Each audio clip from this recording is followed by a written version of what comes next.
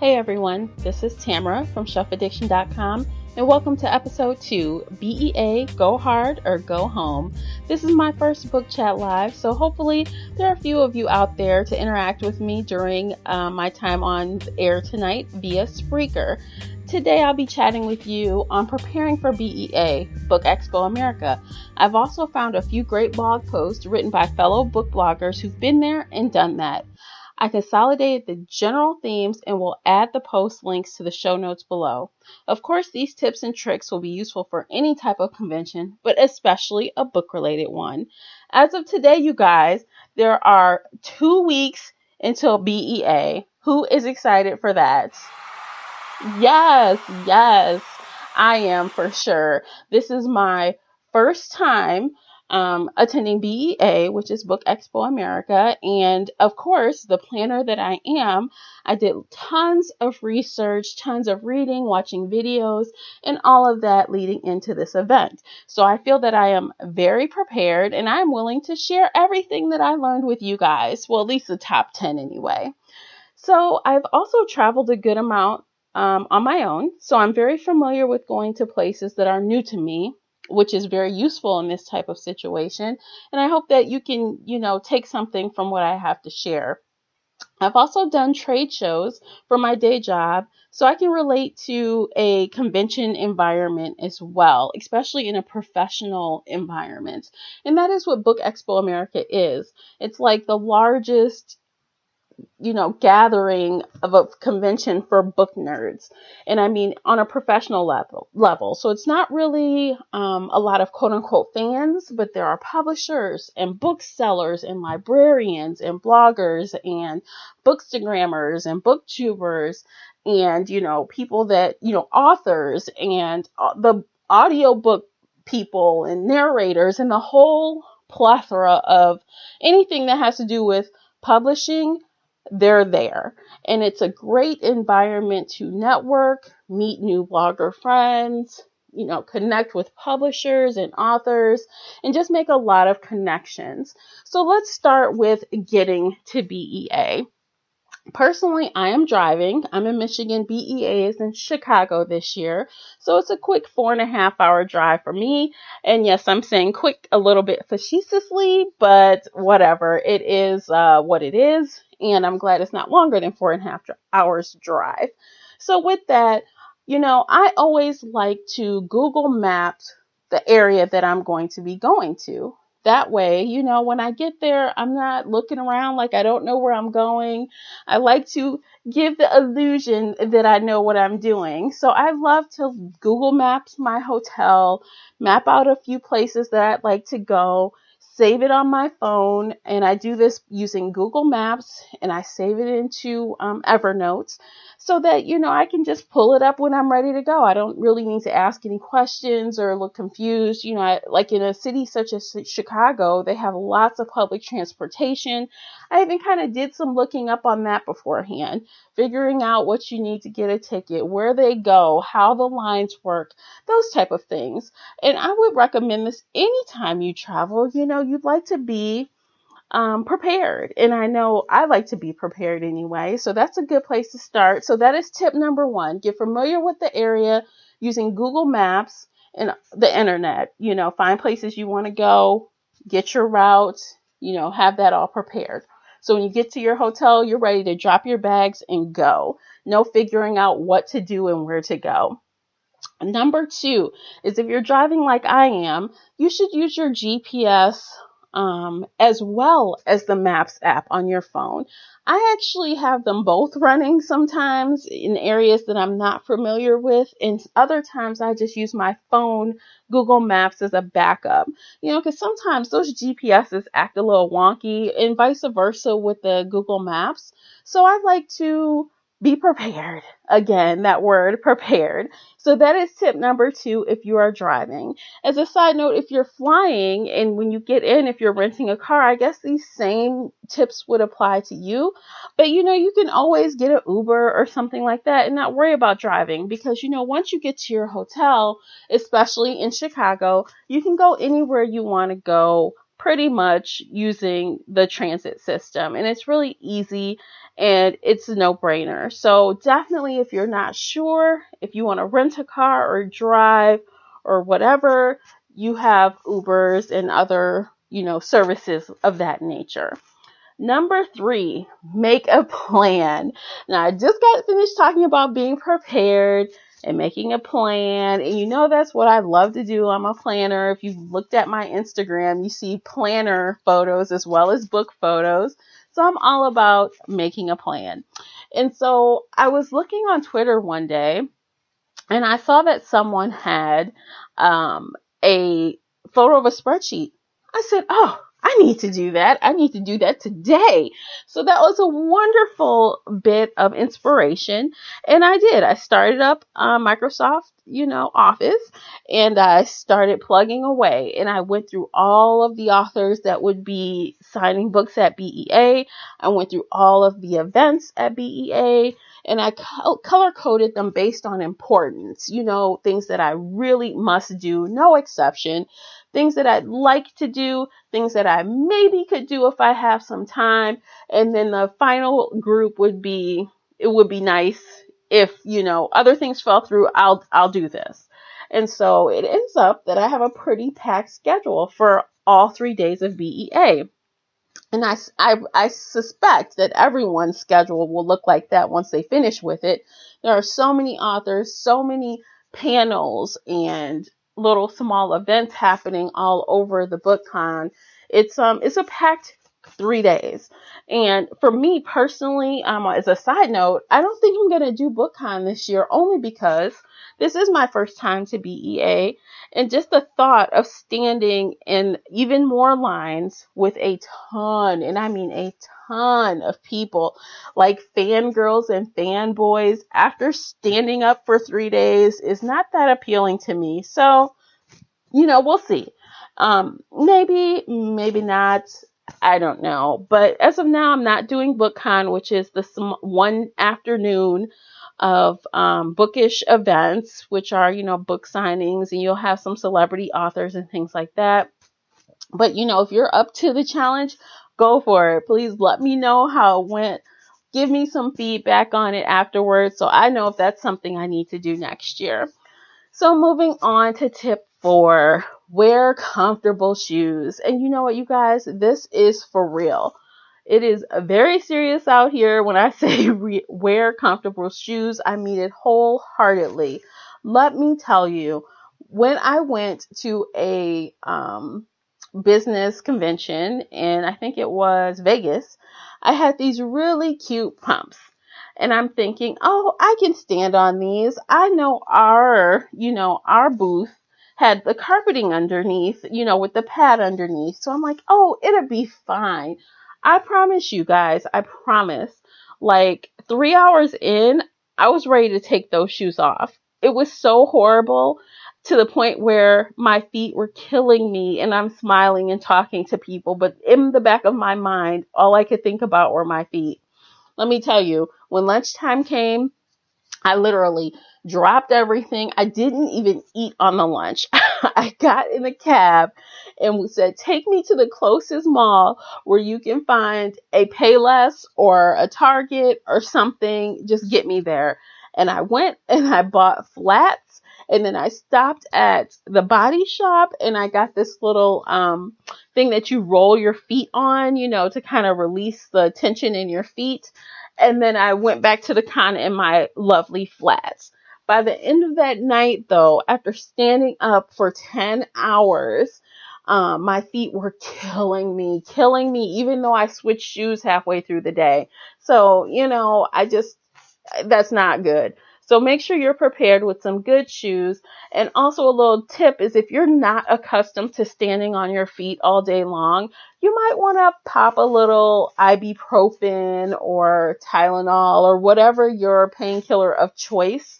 Just pop it a couple hours after you've started your day. And I promise it will help. It really will. It's just a little trick that I learned along the way. So now moving on to some of the tips that I've accumulated from some of the blog posts that I read. Again, those blog post links are in the description. So feel free to, read the entire post if you like. But one of the tips were, number 5, don't take every book handed to you. I take this very seriously because you know what? Most of us book bloggers and book lovers in general have way too many books anyway. And as a book blogger, I have books that are on a have not read shelf, a shelf a TBR shelf, books that I intend to read that are just piling up on this shelf. And instead of reading the books from this shelf, I end up buying more books or getting more books from publishers and other sources. So I really believe in that. So I have my list of people that I want to see, and my intent is to really be very conservative with what books I pick up. Like, I understand that some people say, even being conservative, you could totally come home with 40 books or more being conservative. I don't necessarily want 40 books or more. If I can stay under 40, I think I will be doing good. I'm not going to turn down books that I find that are interesting to me, but at that same time, just because a publicist or someone tries to hand me a book doesn't mean I'm going to take it. You know what I mean? So I encourage you to have that, philosophy as well, because not only will your back thank you, your shipping bill will thank you as well. So let's move on to tip number 6, business cards. Now, I am a fan of business cards. I really love them. I have several business cards. I have business cards at my day job. I have blogger business cards for Shelf Addiction, and I have business cards for my local blogger group, Great Lakes Book Blogger. I can't talk. Great Lakes Book Blogger Alliance. I have cards for, when I was making jewelry, I had a jewelry line, which I had cards made, and those are really useful, and especially in a convention environment. As you're shaking hands and meeting new people, you want to make sure that you leave them with something to remember you by, because you know what? They talk to hundreds of people in a day. And unless you said something that just stands out or you made this ultra exceptional connection, they probably won't remember you. Sadly, it's just because it's so many people. So personally, what I like to do is put my face on the business card.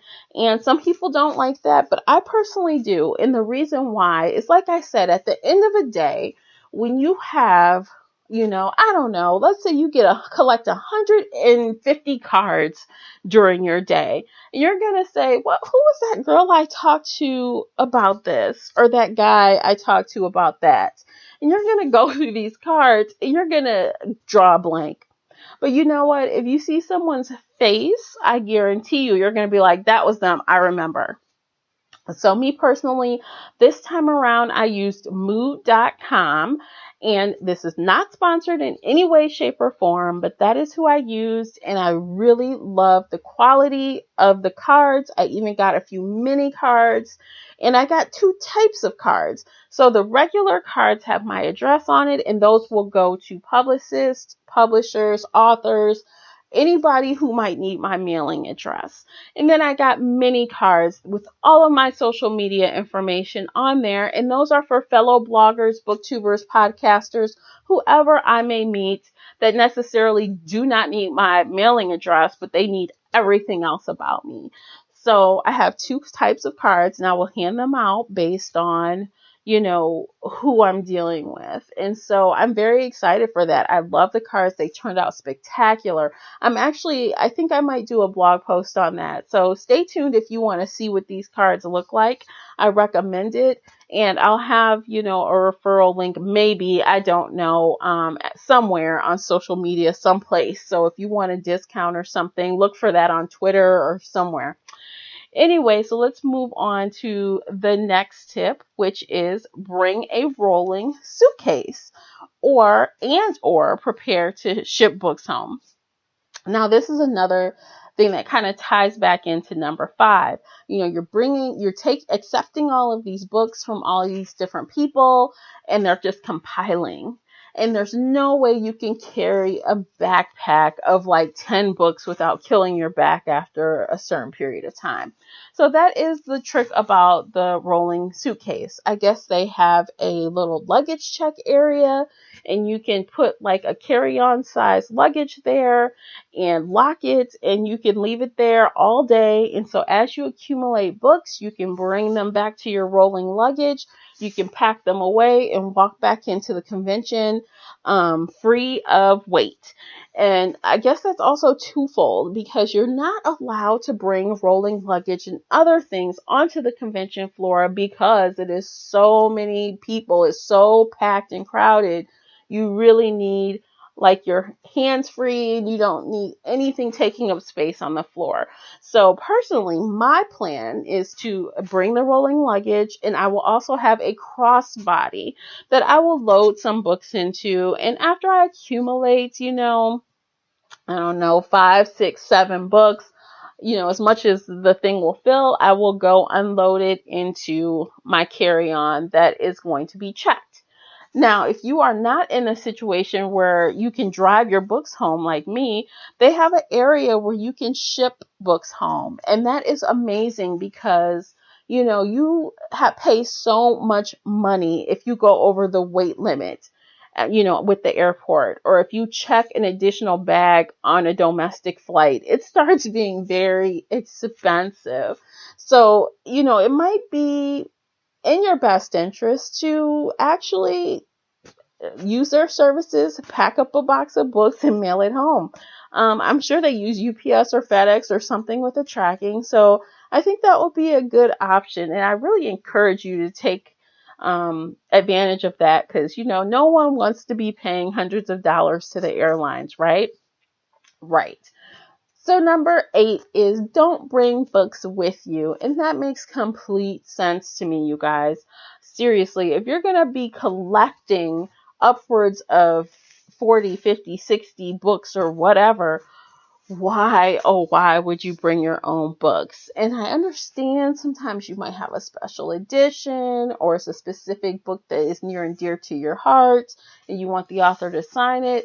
But I have heard from several people that you really don't want to do that because the lines are long and they are like, they're on a schedule, and no one wants to wait for you to pull out your book or put it away. And, it's kind of like almost an assembly line.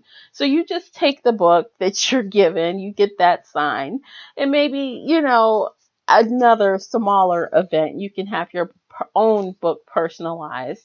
So just, don't bring any books with you. It just seems like it's a bad idea all around, and everyone is saying so.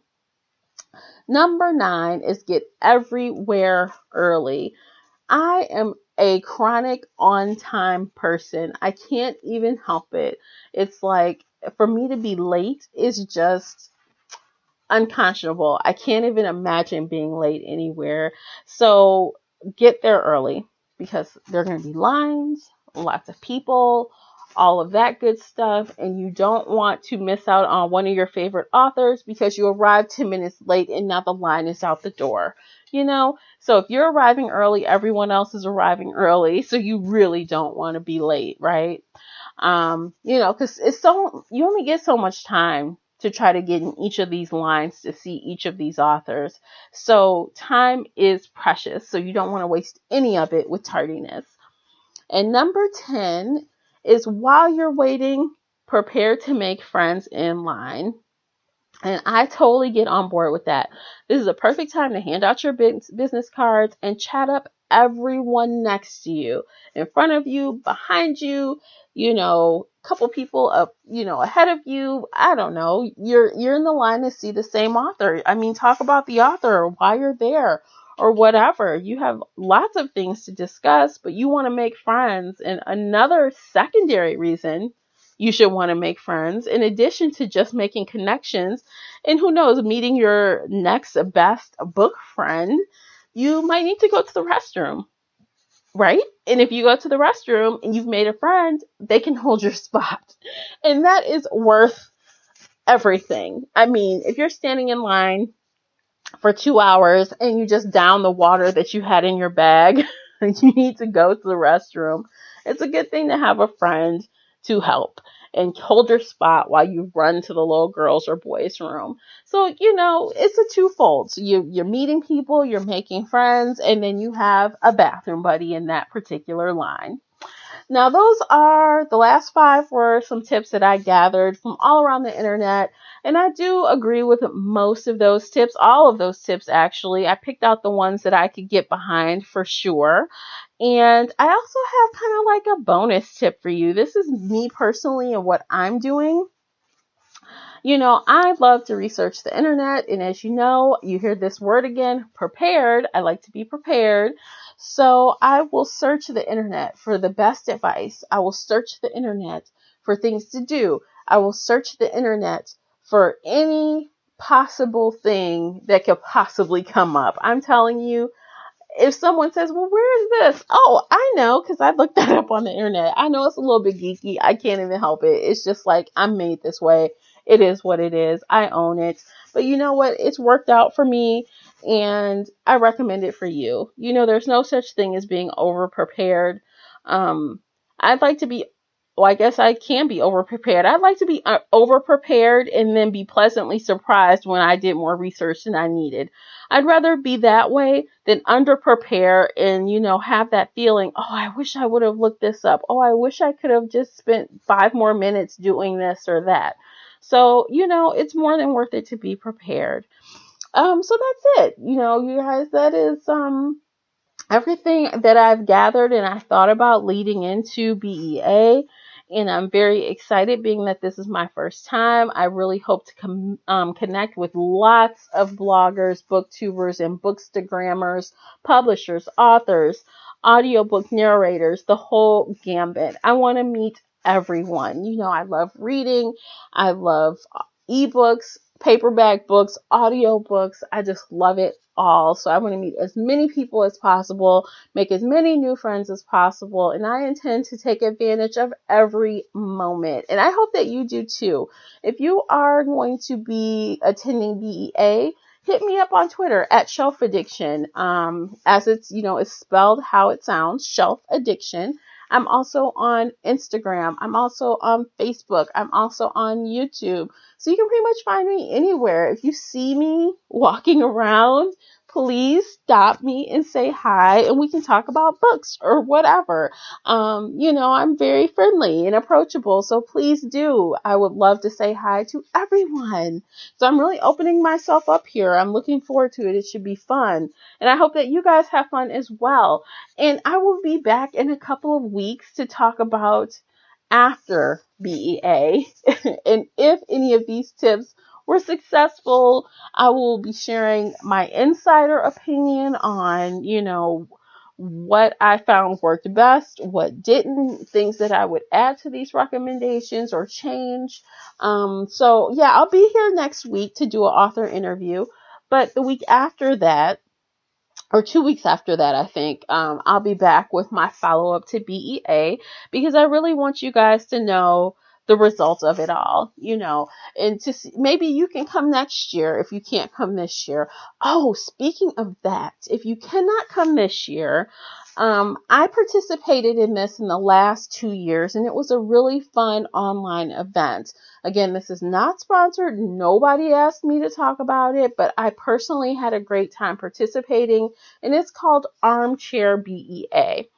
Now, if you use participate in Armchair Be EA, it's a really good opportunity to network with other bloggers and bookstagrammers and booktubers in a social media environment, doing blog posts and Twitter parties and things like that. So it's just everyone wants to be a part of BEA in a way, and if you're unable to attend, they do it an online version, which is Armchair BEA. So feel free to Google that, get involved. So even if this sounds like something that you'd like to do, but you can't go this year, this is a great introduction to BEA. I'm glad that I did it the last couple years, but I'm even more glad that I actually get to go to BEA this year. So that is it, you guys. Thanks for listening to me ramble. I tried to keep this in under 30 minutes, which I was successful. So that's a fabulous thing. And so yeah, so I'll talk to you guys next time. And until then, I'll see you later and happy reading. Bye, guys.